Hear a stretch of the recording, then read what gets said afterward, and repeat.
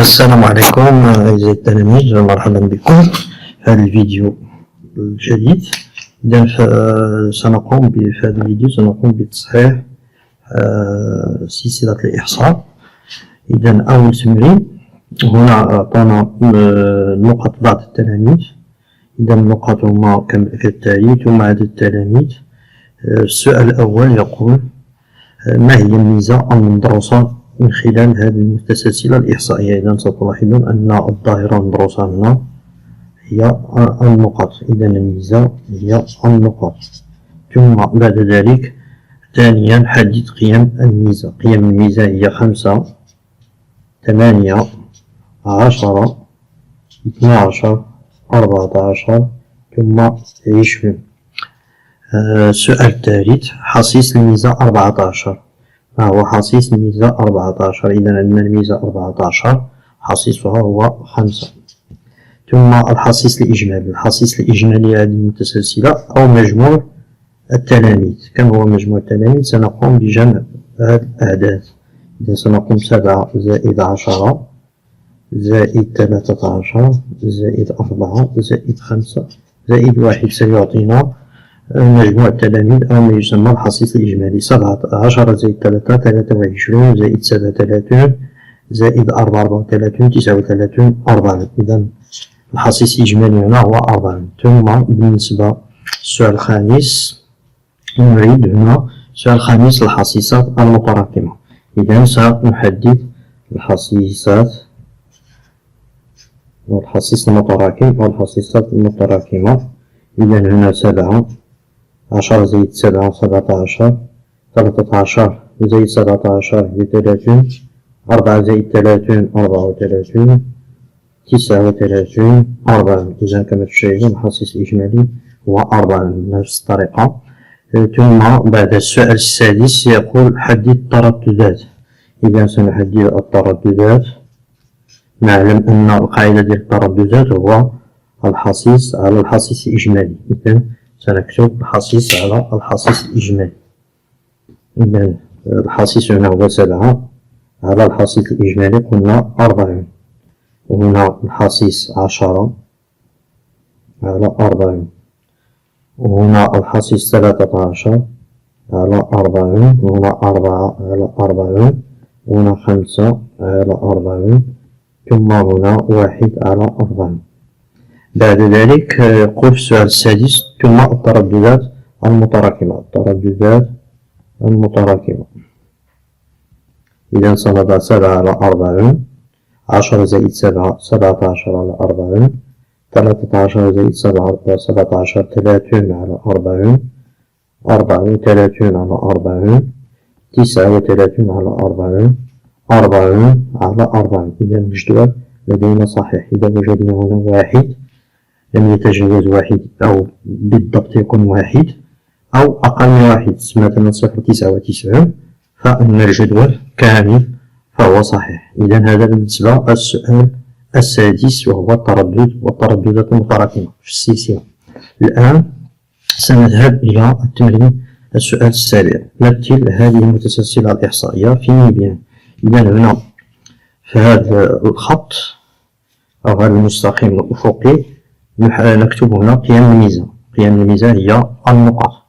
في هذا الخط العمودي نكتب الحصيص. هنا الحصيص هما عدد التلاميذ. داكوغ. من بعد في المرحلة كيفاش ندرجو هذا المستقيم أو الميبيان. إذا هنا سنختار مربعة أو 1 سنتيمتر. أنا اخترت 1 سنتيمتر. ستشاهدون أن النقط هي 5 8 10 12 14 20. إذا الأعداد الزوجية هي التي كثيرة. الأعداد الزوجية هي 2 4 6 8 10. إذا سأخذ أنا كل مربعة هي أو كل سنتيمتر هو 2. كل سنتيمتر 2 يعني 2 4 6 8 10 حتى 20 لأن أعلى نقطة هنا هي 20 وأدناها 5. بالنسبة للحصيص كيف سأدرج؟ سأرى النقط أو عدد التلاميذ. هنا أدنى نقطة 1 حتى 13. إذا سأخذ 1 سنتيمتر هي 1. إذا أخذت هنا 1 1 سنتيمتر واحد جوج، إذا كل تدريجة هنا 1 سنتيمتر، 1 جوج حتى 13. واضح. الآن سنقوم بالتمثيل. إذا النقطة 5 تمثلها 7، 5 إذا 5 هي منتصف بين 4 و 6 تمثلها 7. سنضع نقط متقطعة هكذا، ثم نقط متقطعة. إذا سنحصل على أول نقطة، ثم بعد ذلك 8 يمثلها 10، 18 نفس الشيء. سأقوم هكذا،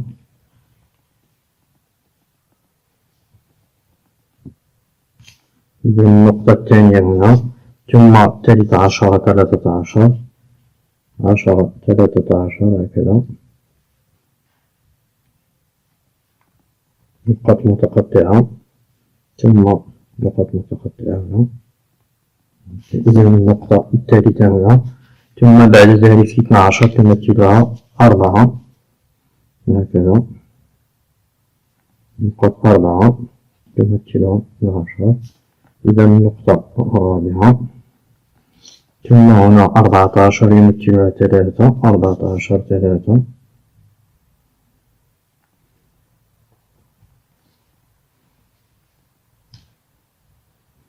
هذه النقطة الأخرى، ثم الأخيرة 20 يمثلها 1، 20 يمثلها 1.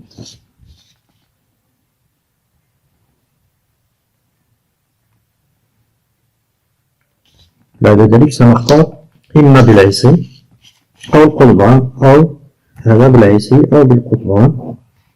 إذا قمت بخط رقيق فهو بالقضبان، بخط غليظ يكون بخط رقيق عفوا هو العصي، بخط غليظ هو القضبان. إذا سأقوم بالعصي. إذا أردتم الرسم بالقضبان فقط قوموا بهذا الخط أن يكون غليظ، ثم سأقوم بخط متصل هكذا. إذا هذا بالنسبة هنا خط متصل. إذا هذا هو التمثيل اللي بيعني لهذه المتسلسلة الإحصائية. الآن نذهب إلى السؤال الثاني. السؤال الثاني يقول ما هو منوال هذه المتسلسلة؟ إذا سنكتب منوال هذه المتسلسلة هي قيمة الميزة التي لها أكبر حصيص. إذا سنكتب المنوال هي قيمة الميزة، هي قيمة الميزة التي لها أكبر حصيص، وهو إذا أكبر حصيص هنا، أكبر حصيص هو 13 الموافقة للميزة 10. إذا هي قيمة الميزة التي أكبر حصيص وهو 13، هي قيمة الميزة التي لها أكبر حصيص وهو 13 الموافق ل10. إذا المنوال هو 10. إذا هذا هو المنوال هي قيمة الميزة التي لها أكبر حصيص، وأكبر حصيص هنا هو 13 موافق للميزة 10. إذا المنوال هو 10. نعم. الآن نذهب إلى الموالي.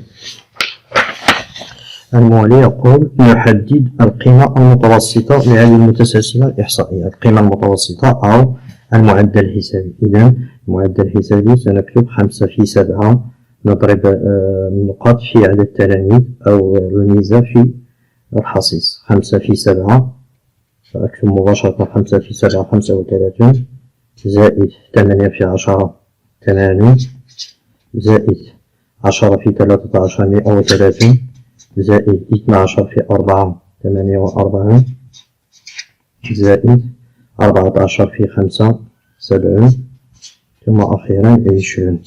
على الحصيص الإجمالي وجدنا أن الحصيص الإجمالي هو 40 يساوي، ثم نقوم بجمع هذه الأعداد.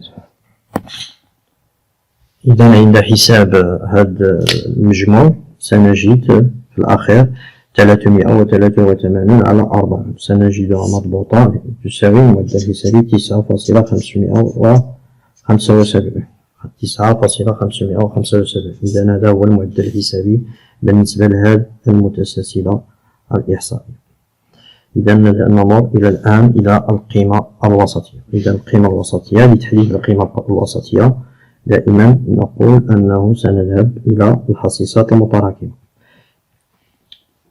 إذا هنا لدينا الحصيصات المتراكمة، فقط سنحدد الحصيص الإجمالي. الحصيص الإجمالي هو 40، ثم بعد ذلك سنقوم بقسمة الحصيص الإجمالي على 22. إذا هذا بالنسبة للمرحلة الأولى، نقسم الحصيص الإجمالي على 2، ثم الحصيص المتراكم. الحصيص المتراكم الأكبر أو تساوي 20 هو الحصيص المتراكم. إذا سنذهب إلى الجدول نبحث على الحصيص المتراكم أكبر أو يساوي 20. إذا هو ليس 17 ولا 7. إذا الحصيص الأكبر أو يساوي 20 هو 30، وهو الحصيص المتراكم 30 الموافق لقيمة الميزة. إذا إذا لاحظنا الجدول، إذا 30 موافق لقيمة الميزة 10. إذا 10 هي القيمة الوسطية. الموافق لقيمة الميزة 10، ومنه القيمة الوسطية لهذه المتسلسلة الإحصائية هي 10.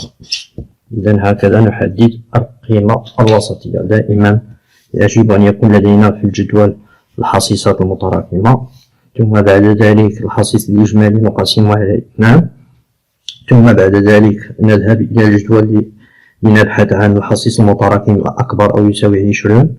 إذا هو 30، ثم يوافق الميزة أو قيم الميزة 10، وهذا 10 هي القيمة الوسطية. جيد. إذا هذا بالنسبة للتمرين الأول في السلسلة. نذهب الآن إلى التمرين الثاني.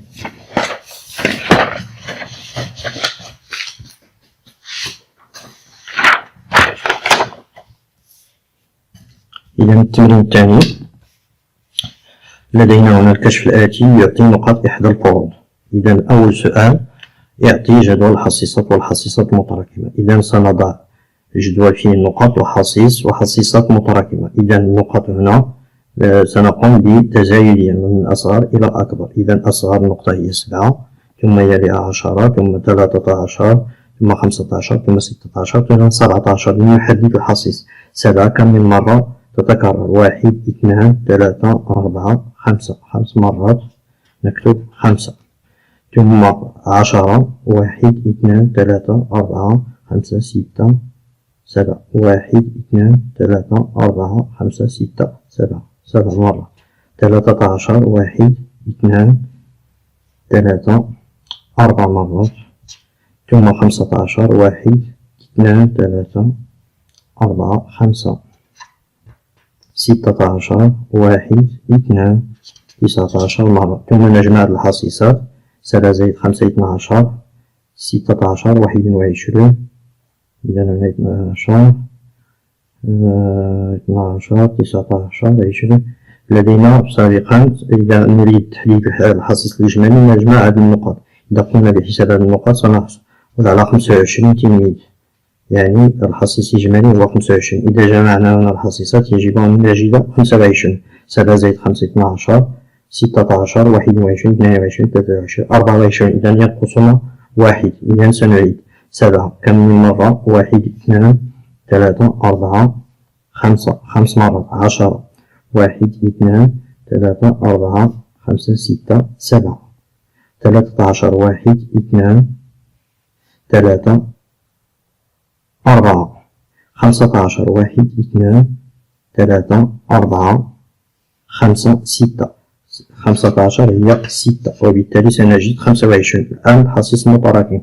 5، 12، 16، 22، 24. إذا 25. إذا هنا هذا هو الحصيص الإجمالي. كيف نحدد الحصيص الإجمالي؟ إما جمع الحصيصات أو نحسب كم من نقطة هنا، يعني كل نقطة لكل تلميذ. سيعطينا 25. الآن سنذهب إلى السؤال الثاني. السؤال الثاني يقول يعطي الترددات والترددات المتراكمة.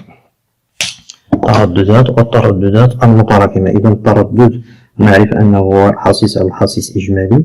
الحصيص هنا 5 على 25، 7 على 25، هنا الحصيص 4 على الحصيص الإجمالي، هنا 6 25، هنا 2 على 25، هنا 1 على 25. إذا هنا في التردد المتراكم ضروري أن نجد واحد. إذا لم نجد واحد فإن هناك خطأ. إذا هنا التردد المتراكم نكتب 5 على 25، 7 زائد 5 12 على 25، ثم 4 زائد 12 16 على 25، 22 على 25، 24 على 25، 1 زائد 24 هي 25 على 25. إذا نجد واحد. إذا لدينا صحيح. الآن بقي لنا التمثيل الميزاني لهذه المتسلسلة. إذا سنحدد النقط، وهنا تكون الميزة، وهنا قيم الميزة، وهنا الحصيص. إذا لدينا الميزة أدنى نقطة هي 7، أعلى نقطة 19. إذا كيف سنختار التدريجات؟ إما أن سأختار هنا لدينا 7، سأختار كل مربعة. إذا اخترت 3 6 9 دونك لا. إذا اخترت 5 10 15 فهي لا بأس بها. إذا هنا النقطة 7 هناك بعض الصعوبة، أو نقوم باختيار مربعة واحد تدريجة هي الأحسن. يعني سنقوم ب 19 تدريجة. 19 أنا سأقوم ب2. من الأحسن أن نأخذ كل سنتيمتر بواحدة، يعني خصنا 19 تدريجة. أنا ليس لدي هنا المكان، سأختار كل 1 سنتيمتر هو جوج 4 6 8 10 12 14 16 18 حتى 20. وهنا تكون عندي 19، وهنا تكون عندي 13، وهنا تكون عندي 15، وهنا تكون عندي صفر. الآن سنذهب إلى الحصيص. الحصيص عندنا من 1 حتى 7. إذا سهلة، كل 1 سنتيمتر يمثل 1 2 3 4 5 6 7.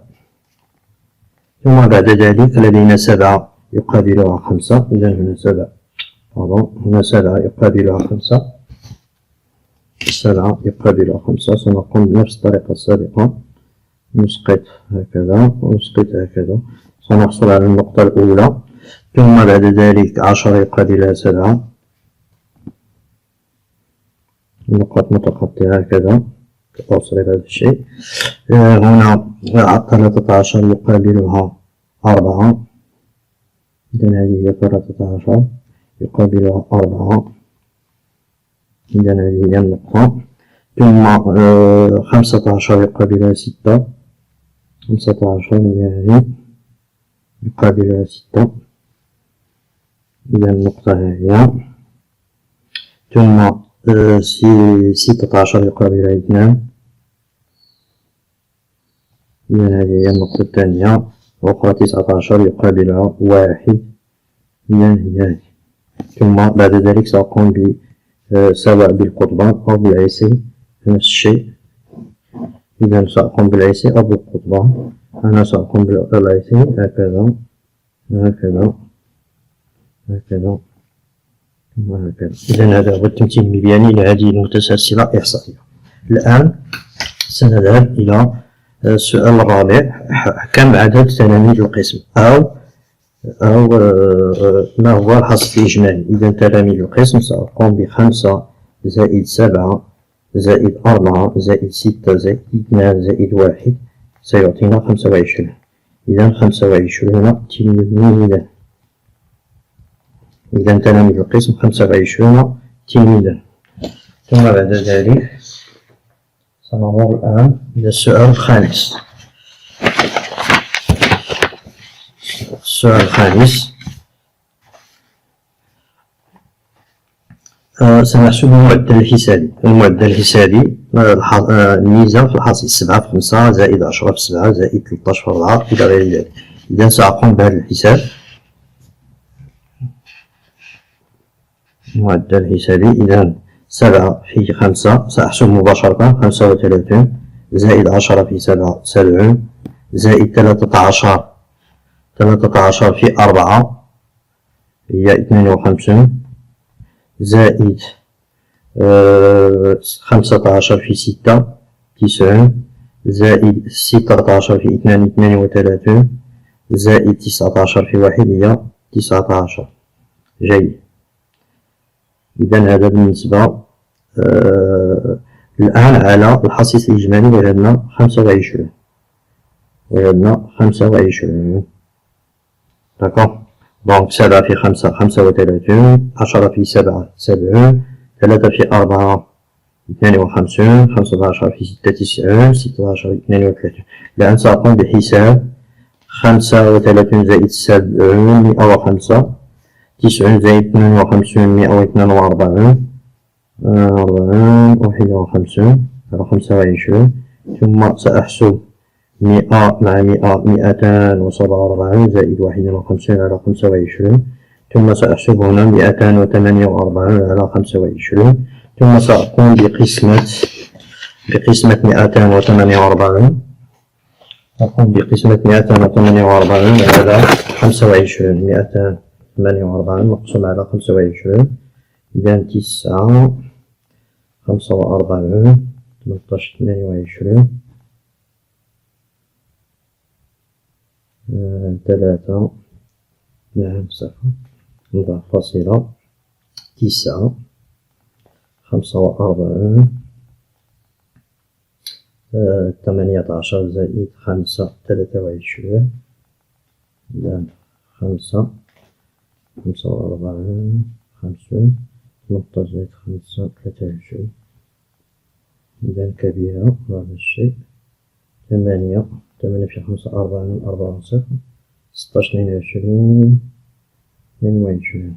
إذا صفر 1 نضيف صفر 4. إذا ستعطينا 9.84 يساوي 9. إذا معدل هذا القسم 9.84. نعم. إذا هذا بالنسبة للمعدل الحسابي. الآن سنذهب إلى المنوال. هذا المنوال إذا لدينا نذهب أن سنرى أكبر حصيص هو 6. لدينا 6 هو أكبر 6 كما تشاهدون هنا. 6 هو أكبر حصيص أو عفوا 7 هو أكبر حصيص. إذا لدينا 7 هو أكبر حصيص. الموافق للميزة. إذا الموافق للميزة 10. إذا 10 هو المنوال هذه المتسلسلة. هذا المنوال سنذهب الآن إلى القيمة الوسطية. كما نذهب إلى نأخذ الحصيص الإجمالي M لدينا هو 25. سنقوم بقسمته على 2 سيعطينا 12.5. إذا القيمة الوسطية هي التي لها حصيصها المتراكم أكبر أو يساوي 12.5. إذا الحصيص المتراكم الأكبر أو تساوي 12.5 هو إذا لاحظنا الجدول الحصيص المتراكم هو هذا 16. هو 16 الموافق لقيمة الميزة. إذا الموافق لقيمة الميزة 13.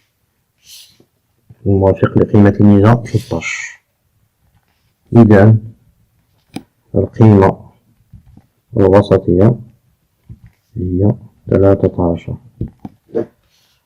واضح. من هنا باختصار خلاصة دائما نقسم الحصيص الإجمالي على 2 ثم نذهب إلى الجدول نبحث عن الحصيص المتراكم والقيمة التي أكبر أو تساوي 12.5. إذا عند وجود عندما تحدد القيمة الأكبر أو تساوي من 12.5 هي 16 مباشرة تذهب إلى الميزة الموافقة لهذا الحصيص المتراكم. إذا هذيك الميزة اللي حددتي الموافقة للحصيص المتراكم الأكبر أو يساوي 12 هي القيمة الوسطية. جيد، الآن سنذهب إلى آخر سؤال. آخر سؤال هنا يقول: أثناء هذا الإحصاء تم نسيان أحد التلاميذ حدد نقطته علما أن المعدل الحسابي أصبح 12. إذا بالنسبة لهذا الأستاذ نسي أن يضيف نقطة لأحد التلاميذ. إذا سيعيد مجددا أن نحسب المعدل الحسابي. سنجد أنه 12. إذا هنا السؤال: أوجد نقطة هذا التلميذ. إذا كيف سنحدد نقطة هذا التلميذ؟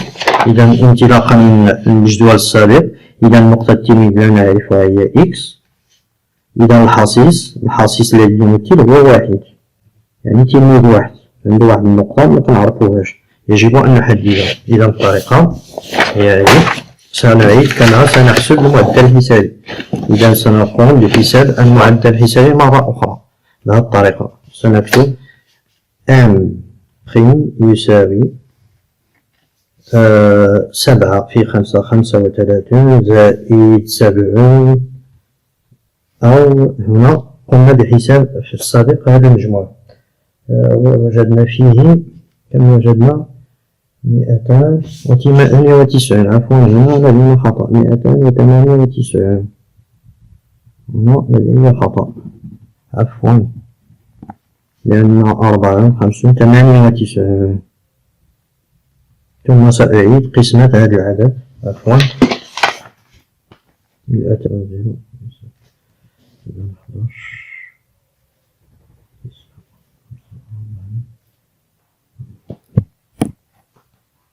إذا هنا عند قسمة 298 على 25 سنجد 11.812. إذا فهي مضغوطة 11. إذا المعدل القسم هو 11.812. إذا عفوا. إذا هنا سبق أن قمنا بحساب هذا المجموع، وجدنا فيه 298 زائد هنا إكس في 1 زائد إكس في 1 هي إكس على ليس 25 وإنما أضفنا 1 يعني 26. داكور، يساوي كم؟ أعطانا المعدل الحسابي هو 12، يساوي 12. إذا سأعيد هنا 298 زائد إكس على 226 يساوي 12. من بعد سأضرب 26 في 12، 98 زائد إكس. إذا ضربنا 26 في 12 سنجد 312. إذا إكس يساوي 312 ناقص 298 إكس يساوي 14. إذا نقطة هذا التلميذ هي 14. وبهذا أنهيت هذا الفيديو بتصحيح التمرين الأول والثاني. أتمنى أن يكون هذا الفيديو أعجبكم والشرح كان واضح. إذا إلى اللقاء في فيديوهات جديدة إن شاء الله.